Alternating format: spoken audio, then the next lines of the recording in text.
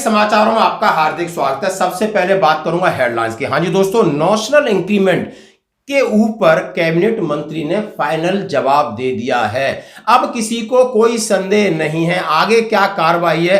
राज्यसभा में उन्होंने जवाब दिया, लोकसभा में उन्होंने जवाब दिया और उसका क्या पॉलिसी लेटर है उसका रेफरेंस दिया है ताकि आप इसका फायदा उठा सको और इसके ऊपर आप पूर्ण विराम लग चुका है। हाँ जी दोस्तों, मैं बात करूंगा जंतर मंतर पर आज धरना प्रदर्शन है वन रैंक वन पेंशन को लेकर के और 50% पेंशन को लेकर। आखिर किसका धरना है, क्यों है, और मैं बात करूंगा आप दो पुलिस वाली में दिखाऊंगा। एक इंस्टाग्राम क्यून है, यानी वो चिट्टा यानी हीरोइन के साथ पकड़ी गई है, सस्पेंड हुई है। दोस्तों उसका घर देख के आप हैरान हो जाओगे। शायद इतना बड़ा घर किसी भी आर्मी के जनरल का नहीं हो सकता, ये कांस्टेबल का घर है, देखना होगा। और एक पुलिस वाली जिसको हम सैल्यूट करते हैं कि आप देख सकते हो कि ट्रक में फायर इंसिडेंट होता है, दौड़ के जाके जान बचाती है, इसको कहते हैं। ऐसी बेटियां होनी चाहिए जो कि अपनी जान जोखिम में डाल करके देश के लोगों की सेवा करें, न कि ऐसी होना चाहिए जो रील बनाती रहे इंस्टाग्राम पे चश्मे लगा के और इतना पैसा इंस्टाग्राम से तनख्वाह से नहीं भरा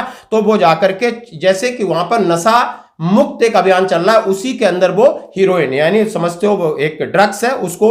और मैं सामने बात करता हूं, हमारे भाई फौजी रविंद्र फौजी जी का एक चैनल था जो कि लगातार संघर्ष कर रहे थे, उसको यूट्यूब ने बंद कर दिया। उन्होंने दूसरा चैनल खोल दिया, आप उसको सब्सक्राइब करें और उनका सपोर्ट करें। तो सबसे पहले बड़ी बात और बड़ी खबर जैसा कि हम आपके सामने ला रहे हैं कि government of India ministry of personnel public grievance and pension department personal and training Rajya Sabha के अंदर क्वेश्चन नंबर 3798 3 अप्रैल को पूछा गया, grant of national increment of the employees, क्या सभी एम्प्लॉइज को नेशनल इंक्रीमेंट लागू कर दिया है? जैसा कि हम पेंशन आते थे, यदि हम 30 जून को पेंशन आए तो 1 जुलाई को मिलने वाला इंक्रीमेंट हमें नहीं मिलता था, या 1 जनवरी को मिलने वाला इंक्रीमेंट यदि हम 31 दिसंबर को एसओएसओ के घर आ जाते तो नहीं मिलता था। उसके ऊपर सरकार ने आदेश बना दिया है और कैबिनेट मिनिस्टर ने उसके ऊपर परसों जवाब दिया है कि जैसा कि श्री नागेंद्र राय ने पूछा, will the prime minister be please to state whether government has issued order to grant national increment as 1st July 1st January to the employees who retired from central government service on 30th June and 31st December। क्या भारत सरकार ने आदेश पास कर दिया है कि 30 जून 31 दिसंबर को retired होने वाले सभी सेवानिवृत्त कर्मचारियों को 1 जुलाई 1 जनवरी की 3% पेंशन वृद्धि का आदेश जारी है? यदि हाँ है तो यह आदेश कब से लागू है और इसका क्या इंप्लीमेंट है? क्या आदेश का इंप्लीमेंटेशन 2023 से पहले सेवानिवृत्त होने वाले कर्मचारियों पर लागू होता है? यानी if so that the date which this order has been applicable and implemented and whether the implementing of the order applicable to employees who have retired prior to 2023, क्या 2023 से पिछले जो रिटायर्ड है उनके लिए लागू है? सबकी शंका का समाधान हो जाएगा, जरा ध्यान रखिए। क्या जवाब देते हैं? आंसर कौन देता है? Minister of state of the minister of personnel public grievance and pension and minister of state the prime minister office PMO office के बड़े दिग्गज मिनिस्टर डॉक्टर जितेंद्र सिंह क्या जवाब देते हैं? जरा इंग्लिश और हिंदी में दोनों हम बताएंगे आपको।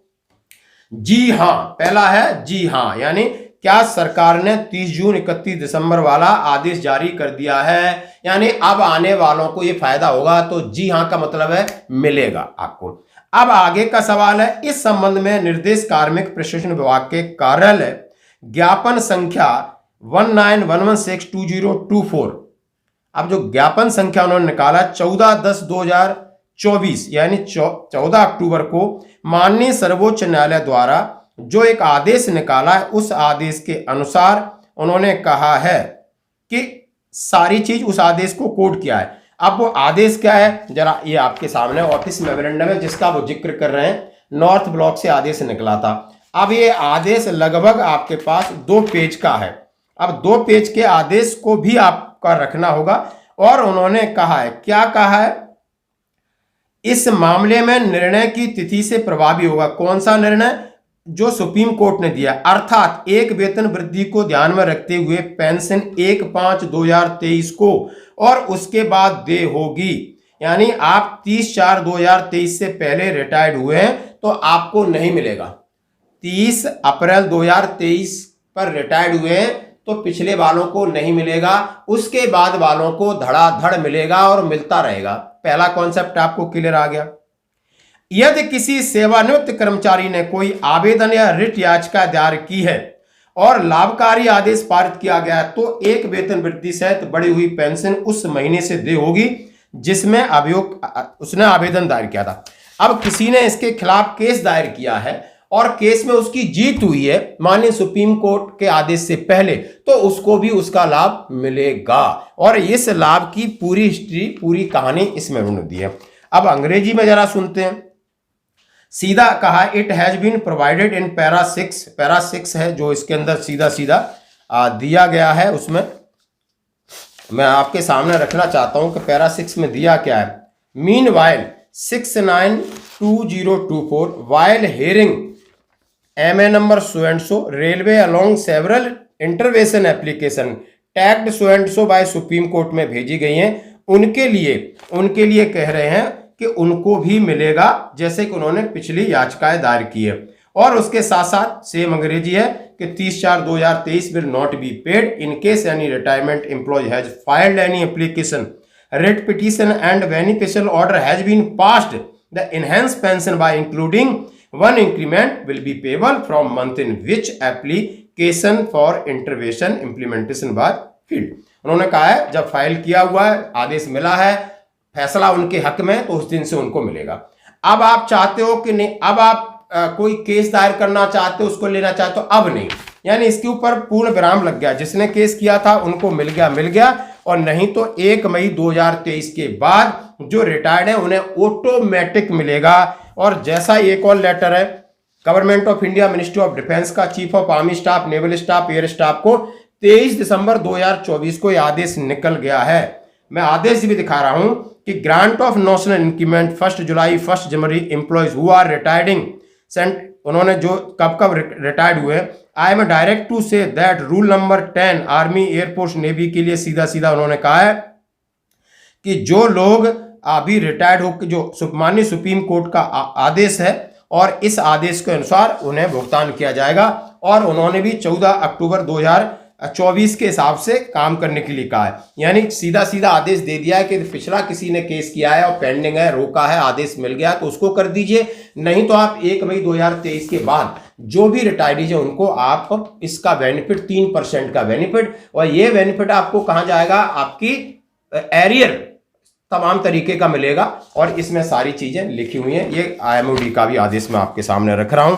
ये राज्यसभा की चिट्ठी है, मैं आपके सामने रखा दोस्तों। तो इसके ऊपर क्लियर हो गया है। अब कोई शंका समाधान नहीं। किसी को लेटर चाहिए, राज्यसभा का चाहिए, पुरानी पॉलिसी चाहिए, MOD का चाहिए, तो ले सकते हो आराम से। अब बात करूंगा दोस्तों, हाँ, रैंक 1 पेंशन और 50% पेंशन चाहिए हमारे भाइयों को, यानी CAPF central armoured paramilitary forces. और आज अभी जंतर मंतर पर जबरदस्त है धरना, उसकी पूरी है तैयारी। क्या इनका हक नहीं है? क्या 50% पेंशन नेताओं को ही मिलेगी? क्या ये शहीद नहीं होते? क्या ये 24 घंटे नौकरी नहीं करते? क्या इनकी जान को जोखिम नहीं है? हम चाहते हैं, आप भी चाहते हो कि जी हमारे भाई हैं, हमारा बराबर वाला हक इन्हें भी मिले। और इसी को लेकर पूरे उनके अधिकारी, जेसीओ, जवान सब मिलकर जंतर मंतर पर आज सरकार को चेतावनी रैली कर रहे हैं। देखें दोस्तों, जय Hind. Ranbir Singh, the voice of a सैनिक, सफलता की ओर बढ़ते कदम। ओके, ये हम फिर आ रहे हैं जंतर मंत्र, चाहे 1 रैंक 1 पेंशन हो, चाहे पुरानी पेंशन हो, जवानों की पेंशन बहाल करो। और ये हक की लड़ाई ये जारी रहेगी जब तक है जान। और बता दें, हमने पीछे मुड़कर देखना हमारी आदत नहीं है साहब। ओके, और आइए अपने परिवारों को भेजिए, नज़दीक वाले। दिल्ली में बैठे हुए बहुत सारे लोग हैं, रिटायरीज, मेरी IG, पूर्व IG, DIG, ADG, company commander, commandant, हौलदार, सूबेदार, सबको कि आइए इसमें भागीदारी निभाएं हक की लड़ाई में। कल सुबह 10 बजे, यानी कितने बार कहें, आइए उन 6 अप्रैल के शहीदों को श्रद्धासुमन अर्पित करें। 76 जवानों ने देश के लिए कुर्बानी दी थी ना साहब। Thank you. वीडियो शेयर कीजिएगा, बहुत जरूरी है ना। Okay, thank you. एक इंस्टाग्राम क्यून है, बड़ा सुंदर है, चश्मा वश्मा लगा के, क्योंकि पैसा तो सुंदरता को बढ़ा देता है, 4 चांद लगा देता है। तो बड़ी खूबसूरत महिला है। पंजाब पुलिस अधिकारी को 17 ग्राम हेरोइन के साथ पकड़े जाने के बाद बर्खास्त किया। इंस्टाग्राम क्यून इनका नाम है। चंडीगढ़ पुलिस ने गुरुवार को एक वरिष्ठ महिला कांस्टेबल है, अधिकारी नहीं है, अमनदीप कौर को बर्खास्त किया गया। एक दिन पहले उन्हें 17.71 ग्राम हेरोइन ले जाने के आरोप में गिरफ्तार किया।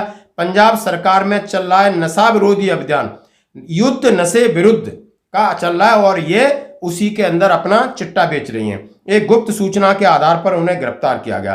पुलिस उपाधीक्षक हरवंश सिंह ने बताया कि पुलिस ने मादक पदार्थ निरोधक कार्यबल यानी एक उन्होंने ANTF के साथ भटिंडा के फ्लाई ओवर पर SUV कार उन्होंने के पास महिंद्रा थार को पकड़ा और वहां से इनसे जांच-पीछ की गई और ये मैडम निकली और मैडम के हिसाब से ये इतना निकला।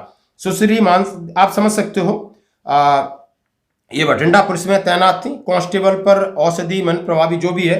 इंस्टा क्यून है, सोशल मीडिया पर पुलिस कौरदीप नाम से जाने वाली पुलिस कांस्टेबल नियमित रूप से अपनी थार की रील पोस्ट करती थी। ज्यादातर वीडियो में सुश्री कौर अपनी वर्दी में बड़े चश्मे, एक फैंसी घड़ी, लोकप्रिय पंजाबी गाने में गुनगुनाते देखा जा सकता है। उन्हें एक महंगा फोन ले जाते देखा है। सुश्री कौर के लगभग फॉलोअर भी लाखों में हैं। राज्य पुलिस महानिदेशक ने उनसे ये जो जब्त किया है और वर्दी में मॉडलिंग करते हुए दिखाया गया है, तमाम तरीके के आरोप लगाए हैं। अब ये विवाद हो रहा है उनकी जीवन शैली के ऊपर। उन्होंने उनके पास 2 करोड़ रुपए का घर, 2 कारें, 1 लाख रुपए की घड़ी। फेसबुक वीडियो में गुरमीत ने दावा किया है कि अमनदीप कौर का पति बलविंदर सिंह जो एक एम्बुलेंस चालक है के साथ लिव इन रिलेशन में थी। आप समझ सकते हो, लिव इन रिलेशन में थी, पति एम्बुलेंस चलाता है, खुद कांस्टेबल है, 25-30 हजार की नौकरी है, लेकिन घर 2 करोड़ का है। जरा घर के दर्शन कर लीजिए, नवरात्रि का रामनवमी, घर का दर्शन कर लीजिए। तो यहां पर आपके जनरल साहब का घर नहीं हो सकता, और इतने ठाट बाट सेना में किसी के हो सकते हैं? नहीं हो सकते। तो ये पुलिस का एक लेडीज नहीं है, ये पुलिस का सिस्टम को इंडिकेट करता है कि कहीं नहीं कहीं गड़बड़ी है। और वहीं पर एक पुलिस वर्दीधारी का वीडियो जो कि दौड़ रही हैं जान बचाने के लिए, दौड़ रही हैं जिंदगी बचाने के लिए, और ये होना चाहिए सेवा का भाव, ये होना चाहिए जज्बा, हम इन्हें सैल्यूट करते हैं। ये भी पुलिस वाले हैं। तो ऐसे ही लोगों के साथ सिस्टम चल रहा है, नहीं तो ऐसी गंदगी बहुत भरी पड़ी है। वो आप थार ले लो, चाहे आप हेलीकॉप्टर ले लो, चाहे चश्मा लगा लो, महंगे लगा लो, लेकिन आपकी नीयत गंदी है और आपका चरित्र गंदा है तो आप गंदे ही रहोगे। जितनी मर्जी लिपस्टिक और लॉलीपॉप लगा लो, कोई फर्क नहीं पड़ता है। अब मैं बात अंत में करूंगा। आप समझ सकते हो कि रविंद्र फौजी को सभी जानते हैं, उनका चैनल यूट्यूब ने बंद किया है, और बंद किया है जो भी उनके कंटेंट्स के ऊपर आपत्ति दर्ज कराई गई थी। लेकिन दोस्तों उन्होंने एक नया चैनल खोल दिया है। हम चाहते हैं कि उनको आप सपोर्ट करें और आगे की कानूनी जो लड़ाई है वो खुद लड़ेंगे। आप ये देख, आज तक की खबरों में इतना ही, बने रहिए हमारे साथ। धन्यवाद। जय हिंद, जय भारत, वंदे मातरम। मैं रविंद्र फौजी। साथियों, आज दिनांक 4 अप्रैल 2025,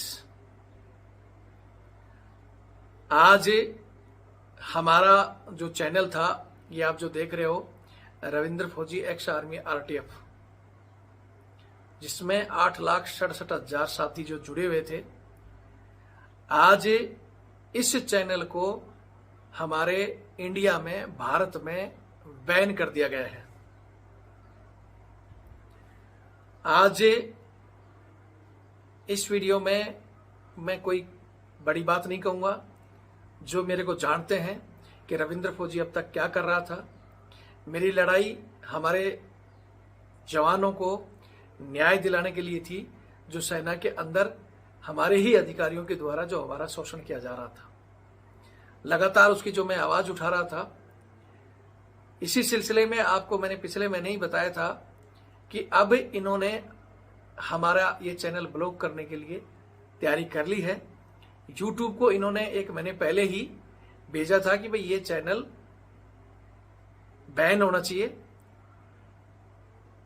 मैंने वो इन्फॉर्मेशन डाली थी, बहुत से साथियों ने उसको हल्के में लिया, लेकिन आज ये धरातल पे कर दिया गया है। हिंदुस्तान में अब हमारे चैनल पर मैं वो वीडियो अपलोड करूंगा, लेकिन हिंदुस्तान में आपको नहीं दिखाई देगा। मैंने ये भी कहा था कि अगर हम कोई गलती कर रहे हैं तो हिंदुस्तान के प्रधानमंत्री माननीय मोदी जी हमें बुलाएं और हमें बता के कि ये आपकी गलत चीज है तो हम खुद ही बंद कर देंगे। हिंदुस्तान से बाहर जाकर यूट्यूब को अब लेटर देने की जरूरत कहां है। ये सारा वीडियो मैंने अपलोड किया हुआ था। आज मैं उन चीजों की कोई चर्चा नहीं करूंगा।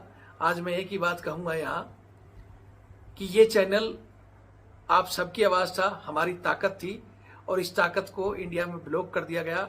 अब इस ताकत के लिए, इसको दोबारा ओपन करने के लिए हमें कोर्ट का सहारा लेना पड़ेगा।